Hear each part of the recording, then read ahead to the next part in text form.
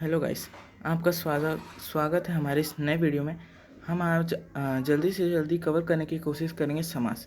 तो चलिए शुरू करते हैं। समास का तात्पर्य है संक्षिप्तीकरण, अर्थात दो या दो से अधिक शब्दों से मिलकर बने हुए एक नवीन शब्द को समास कहते हैं।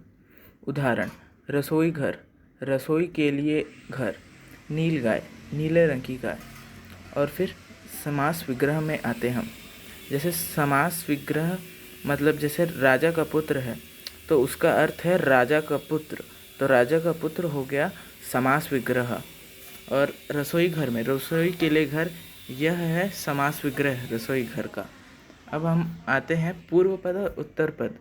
समास दो शब्दों से मिलकर बनते हैं। जैसे उदाहरण के लिए गंगा जल, गंगा इसमें पूर्व पद है और जल उत्तर पद। पूर्व पद मतलब जो पद पहले आता है, उत्तर पद जो बाद में आता है। समास के हिंदी में 6 भेद होते हैं: अव्ययी भाव समास, तत्पुरुष समास, द्विगु समास, द्वंद्व समास, कर्मधारय समास, बहुव्रीहि समास। अव्ययी भाव समास, इस समास में पहला पद यानी कि पूर्व पद प्रधान होता है और पूरा पद अव्यय होता है। जैसे कि आजन्म, यथावधि, यथाक्रम, बेकसूर, निडर। और जब हम तत्पुरुष समास में आते हैं, इसका उल्टा होता है।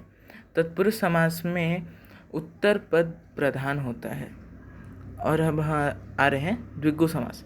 द्विगु समास में है ना, संख्यावाचक विग्रह होता है, यानी कि द्विगु समास में संख्या का बोध होता है। आप द्विगु समास को आसानी से पहचान सकते हैं। उदाहरण के लिए त्रिलोक, तीनों लोकों का समाहार। नवरात्र, 9 रातों का समूह।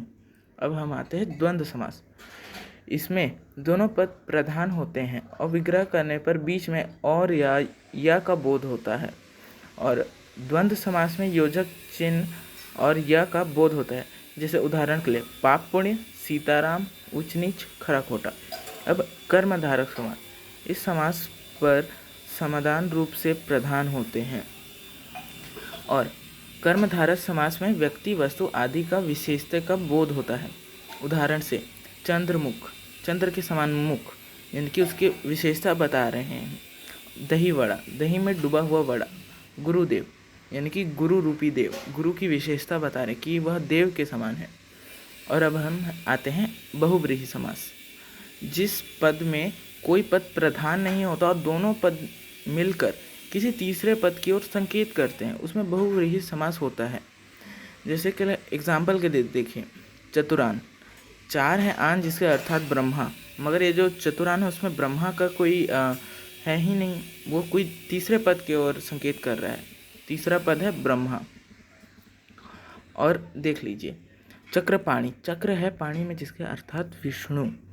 चतुर्भुज, 4 है भुजाएं जिसके अर्थात विष्णु। और पंकज, पंख में जो पैदा हुआ वह अर्थात कमल।